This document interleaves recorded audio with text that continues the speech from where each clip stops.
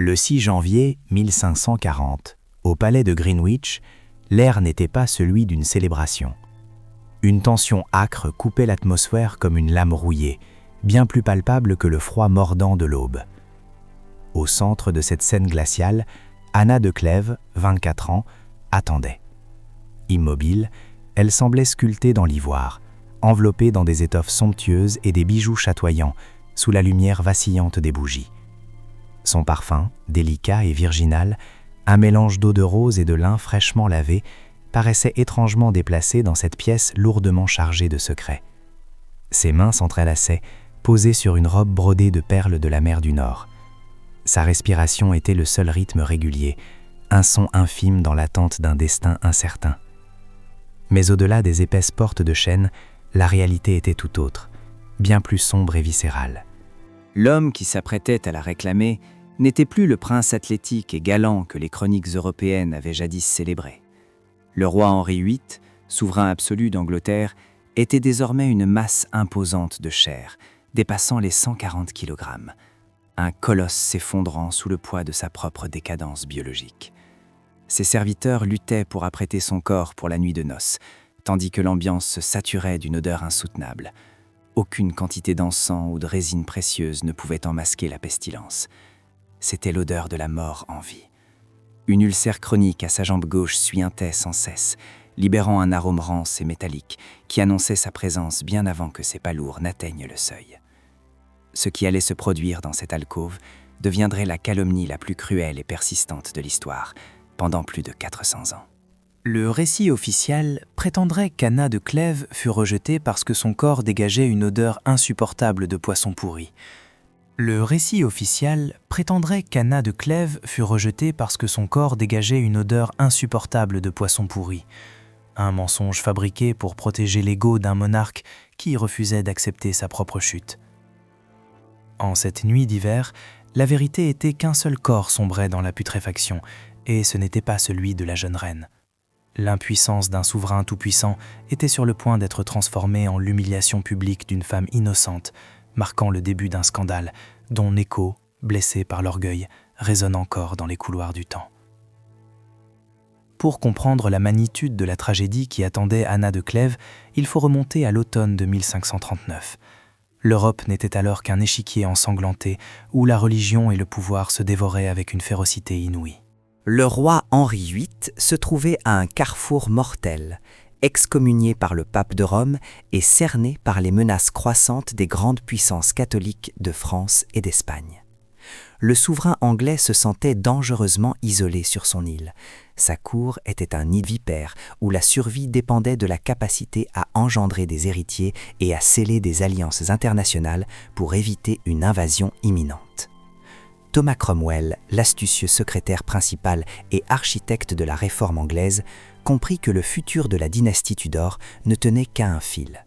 Il fallait une pièce maîtresse capable de blinder le royaume, et cette pièce était une alliance stratégique avec les duchés protestants allemands.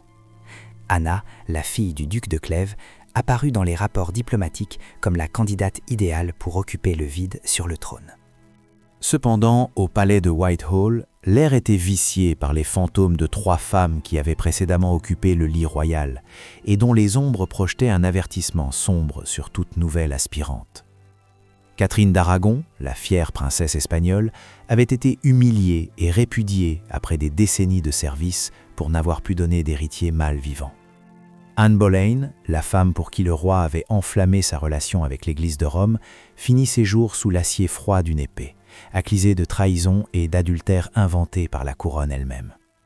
Jeanne Seymour, la seule qui lui donna enfin le prince tant désiré, gisait désormais sous la pierre froide d'une tombe à Windsor, morte de fièvre après l'accouchement.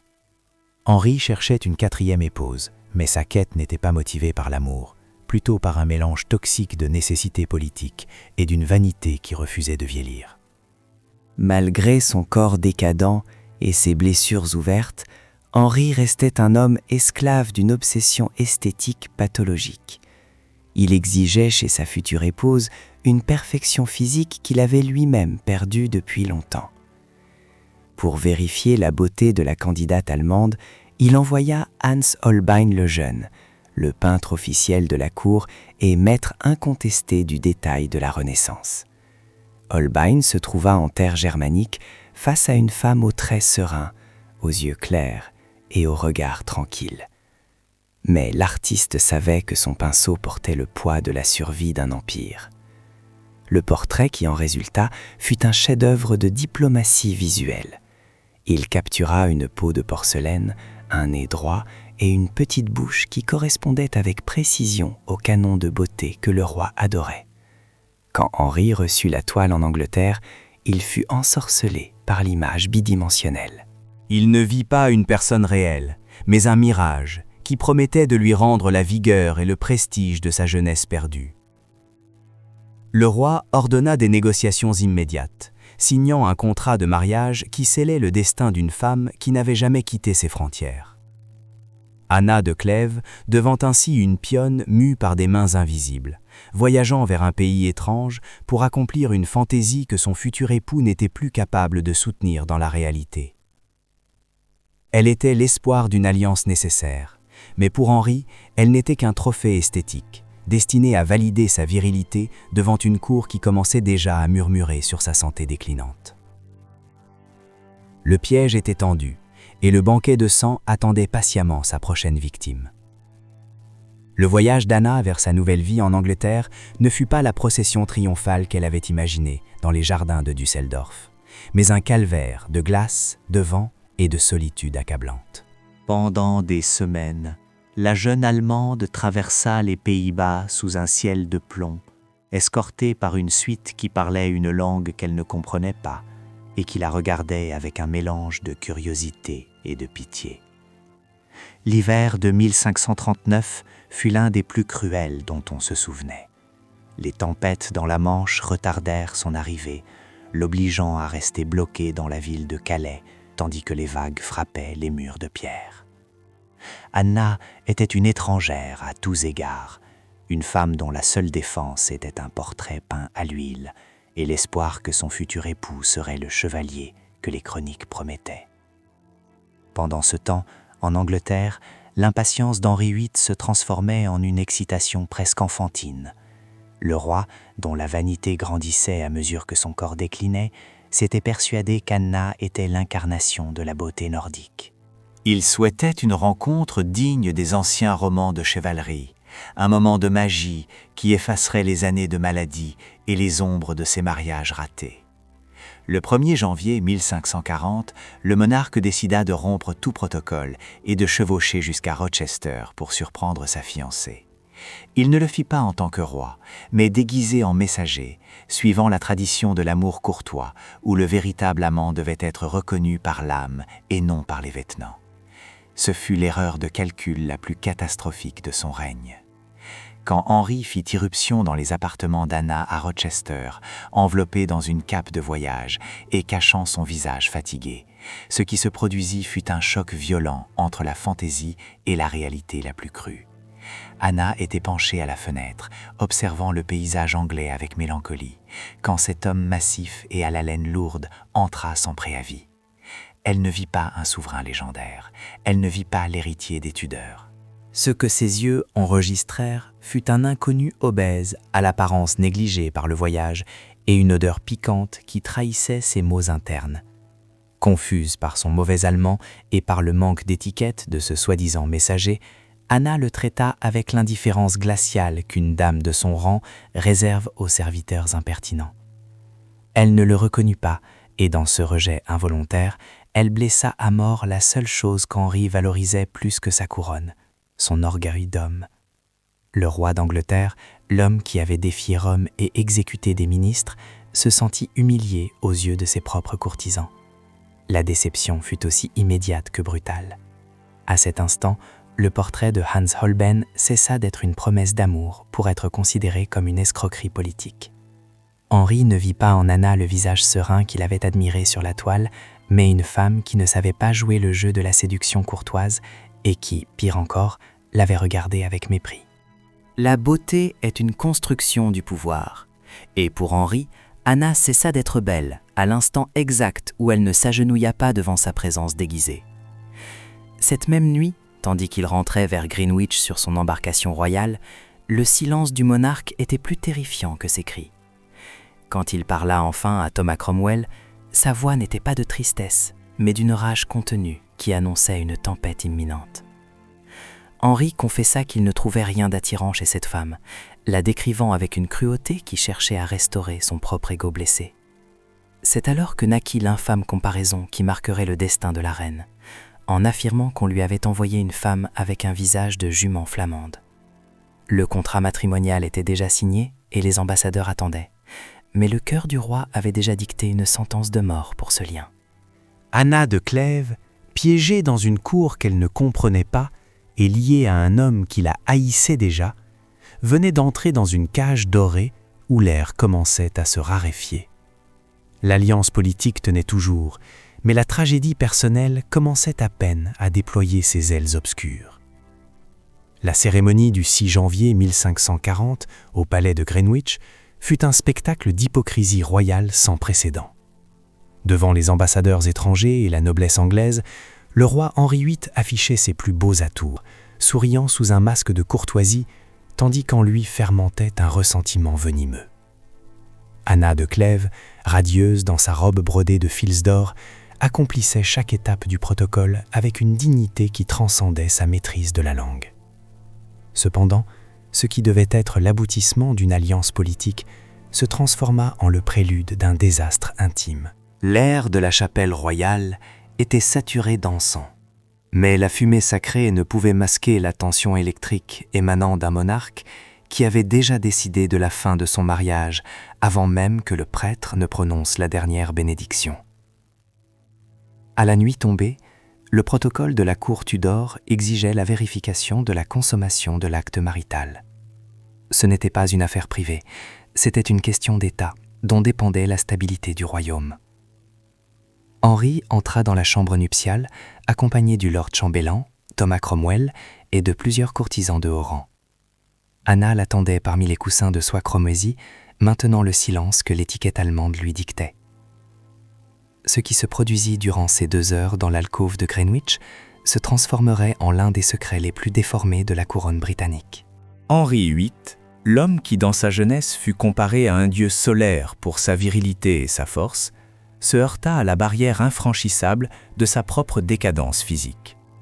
Le corps du roi racontait une histoire de ruine que son ego refusait de lire. À cet âge, Henri souffrait des conséquences de décennies d'excès et de maladies mal soignées. Son obésité morbide rendait tout mouvement difficile, mais le plus grave était l'ulcère variqueux de sa jambe gauche, une blessure ouverte qui drainait constamment du pus et dont l'infection s'était étendue dans son flux sanguin, affectant sa capacité cardio-musculaire. De plus, la science médicale moderne suggère que le monarque souffrait d'un diabète non diagnostiqué et d'une dysfonction érectile progressive, résultat à la fois de ses lésions physiques et d'un effondrement psychologique face au rejet qu'il perçut d'Anna à Rochester. Cette nuit-là, dans le lit royal, Henri échoua. Sa virilité, pilier central sur lequel reposait son image de monarque absolu, s'évanouit complètement. Un roi Tudor ne pouvait être impuissant, car l'impuissance du souverain symbolisait la faiblesse de la nation. Si le roi échouait dans l'acte charnel, la faute ne pouvait pas incomber à l'homme qui était la tête de l'Église d'Angleterre. Ce fut à ce moment d'humiliation privée qu'Henri réalisa le transfert de la faute le plus magistral et malveillant de sa vie. Au matin, il convoqua son médecin royal, le docteur William Butts, et, avec un visage perturbé mais calculé, il lança l'accusation qui détruirait à jamais la réputation d'Anna. Il déclarait n'avoir pas pu connaître la reine en tant que mari, parce que son corps lui était physiquement répugnant. Il assura qu'en s'approchant d'elle, il avait perçu une odeur si nauséabonde et pécheresse que ses sens s'étaient bloqués. Ainsi naquit la légende de l'odeur de poisson pourri. Ce fut une fabrication systématique conçue pour transformer un défaut masculin en une pathologie féminine. Henri ne dit pas simplement qu'Anna n'était pas belle, il dit qu'elle était biologiquement intolérable. Les rumeurs commencèrent à filtrer de l'alcôve royale vers les couloirs du palais, avec la rapidité d'un poison dans l'eau. Les courtisans, désireux de satisfaire les désirs du roi et de trouver une issue légale au mariage, commencèrent à ajouter leurs propres détails à la calomnie. On disait que la reine cachait des conditions médicales atroces sous ses lourdes jupes, que ses sécrétions vaginales étaient signes d'une corruption interne, et que ses propres dames de compagnie devaient utiliser des parfums puissants pour pouvoir l'habiller chaque matin. La machinerie du pouvoir Tudor se mobilisa pour valider ce mensonge.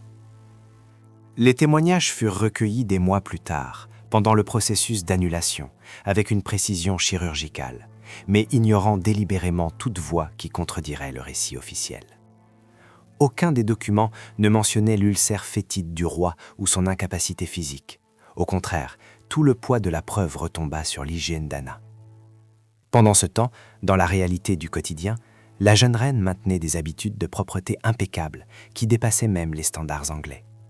Anna se baignait fréquemment, utilisait de l'eau de rose et du lin frais quotidiennement.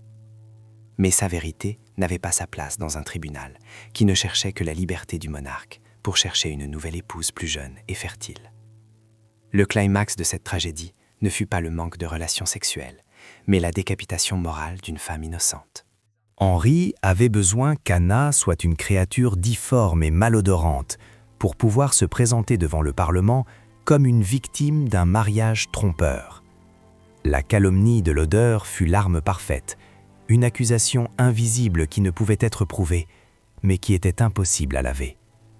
L'impuissance d'Henri VIII fut ensevelie sous des tonnes de papier officiel qui blâmaient le corps d'Anna de Clèves, la marquant pour la postérité d'une étiquette de dégoût qu'elle porterait avec une dignité silencieuse.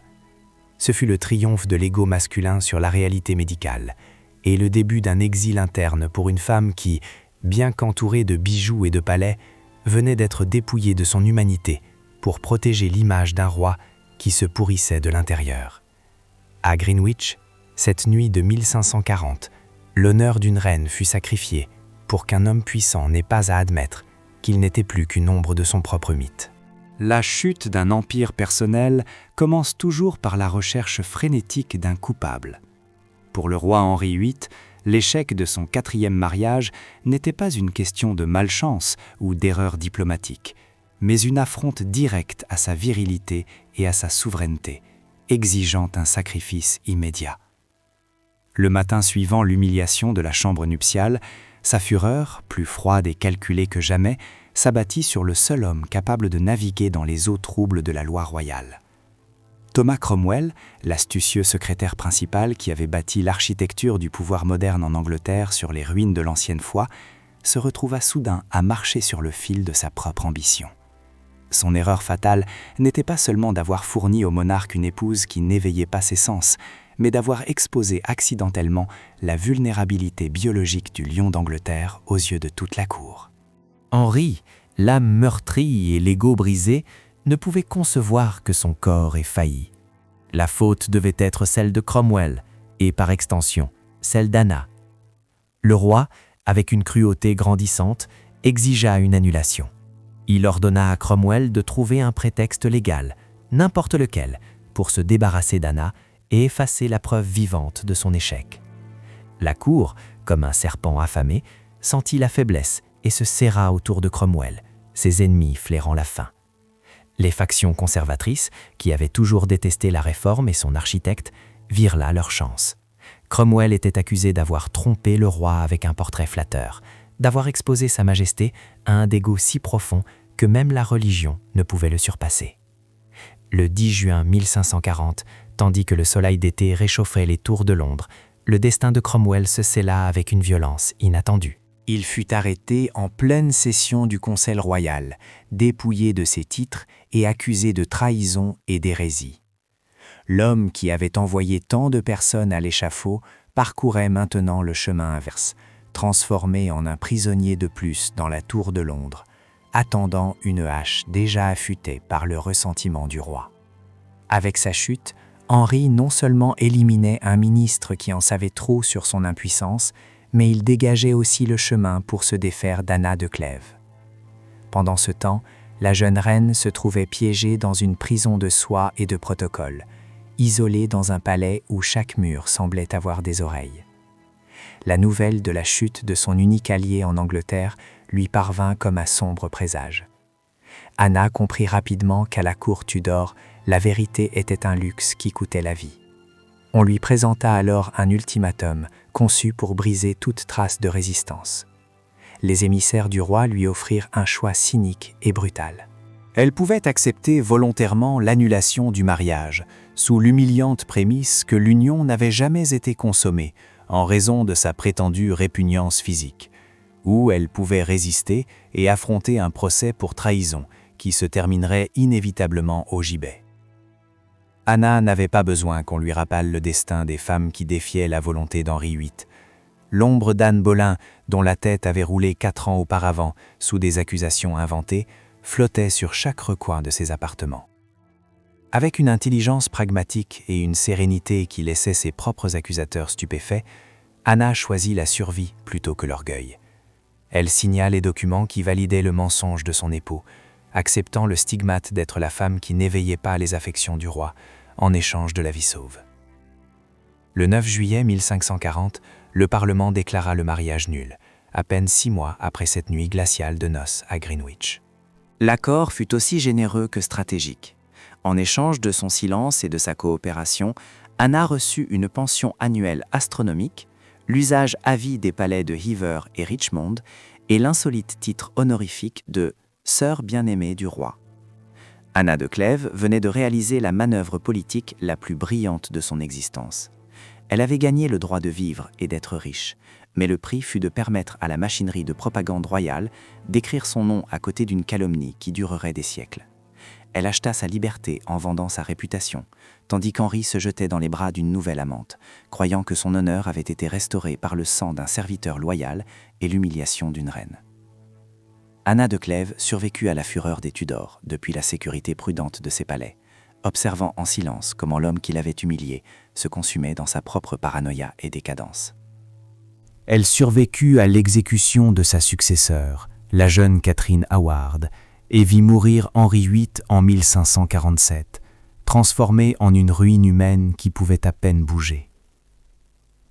Cependant, tandis qu'elle vivait ces dernières années avec une liberté et une richesse enviables pour toute femme de son temps, la machinerie de propagande que le roi avait activée prenait une vie propre et monstrueuse. Les chroniqueurs officiels de l'époque, comme Edward Hall, s'empressèrent de graver sur papier la version distordue du monarque pour la postérité. Ils écrivaient à l'encre empoisonnée que le roi trouva chez la reine de tels défauts de personne et de propreté qu'il lui fut impossible de procéder à l'acte matrimonial. Ces chroniques n'étaient pas de simples récits d'alcôve, mais se transformèrent en sentences historiques qui ensevelirent la réputation d'une femme qui n'avait plus voix à la cour pour se défendre. Pendant 4 siècles, ce mensonge se solidifia comme un fait historique incontestable, transmis de génération en génération comme une vérité absolue. Au XVIIe siècle, des historiens de la taille de David Hume répétaient la calomnie dans leurs traités sans hésiter, affirmant qu'Anna de Clèves souffrait d'une condition physique si répugnante qu'elle rendit toute union royale impossible. L'histoire fut écrite par les vainqueurs, et surtout par des hommes qui avaient besoin que la virilité d'un monarque soit considérée comme sacrée et infaillible. De ce fait, Anna fut transformée en un personnage comique, en l'épouse laide et malodorante qui servait de soulagement humoristique dans les romans et les pièces de théâtre. Sa véritable essence, celle d'une femme cultivée, résiliente et avec des habitudes d'hygiène qui dépassaient les standards de son temps, fut enterrée sous de denses couches de préjugés misogynes et de convenances politiques. Seulement à partir du XXe siècle, quand les chercheurs commencèrent à examiner avec rigueur les dépêches diplomatiques chiffrées qui avaient longtemps sommeillé dans des archives étrangères, la vérité commença à émerger des ombres du passé. Ces documents, longtemps ignorés ou sous-estimés, contenaient les observations brutes, non censurées, d'hommes qui n'avaient aucune obligation de protéger l'ego blessé d'Henri. Les lettres des ambassadeurs de France, du Saint-Empire romain germanique et de Venise révélèrent alors la crue réalité médicale que le palais de Greenwich avait tenté de cacher à tout prix. Ces témoins oculaires, loin des intrigues de la cour anglaise, décrivaient un roi gravement malade, non la jeune reine. Le roi ne rejeta pas Anna à cause d'une prétendue odeur désagréable. Il la rejeta parce que son propre corps, dévasté par l'obésité, le diabète non diagnostiqué et une gangrène persistante, n'était déjà plus capable de répondre à aucun stimulus, de ne ressentir aucune attraction. L'impuissance masculine fut cyniquement transformée en répugnance féminine. La science médico-légale et l'analyse historique moderne ont confirmé sans équivoque qu'Henri VIII était un homme dont la santé s'effondrait irrémédiablement, un corps miné par des décennies d'abus et de maladies mal gérées. Face à lui, Anna de Clèves était une femme dans la fleur de l'âge, jouissant d'une vitalité et d'une propreté exemplaires pour son époque. Au final, le legs de ce mariage brisé n'est pas une histoire de dégoût, mais une leçon dévastatrice sur la manière dont le pouvoir peut fabriquer une réalité parallèle pour masquer sa propre faiblesse biologique. Une réalité qui, par sa cruauté, condamnait une innocente à porter le fardeau d'une honte qui ne lui appartint jamais.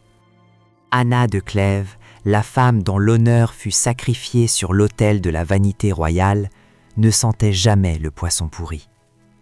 Henri VIII, lui, ne pouvait simplement plus accepter sa propre impuissance physique, et son orgueil démesuré l'empêchait d'admettre la ruine de son corps.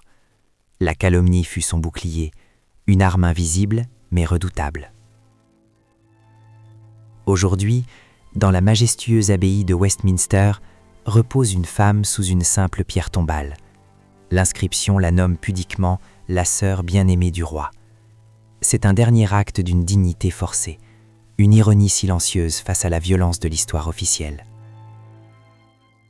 Pendant plus de 400 ans, le monde entier crut au mensonge d'un monarque qui préféra détruire l'honneur d'une femme innocente plutôt que d'admettre sa propre défaillance biologique.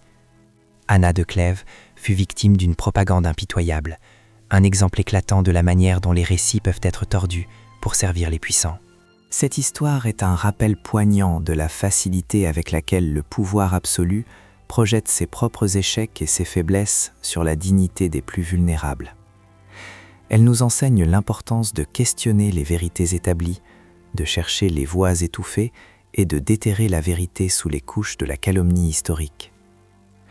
Ne permettons jamais que les ombres de la propagande continuent de masquer la réalité, car en comprenant ces manipulations du passé, nous nous armons pour déchiffrer les faussetés de notre présent. La vérité, même tardive, est toujours un rempart contre l'injustice. Chaque révélation, chaque voie rétablie est une victoire de la raison sur l'obscurantisme. Anna de Clèves, la jument flamande, n'était rien de tout cela. Elle était une femme, victime d'une époque, et son histoire est un miroir de ce que l'orgueil et le pouvoir sont capables de faire, transformant l'intimité d'une chambre en une rumeur mondiale. C'est une histoire qui mérite d'être racontée, non pas pour l'horreur, mais pour la leçon qu'elle porte.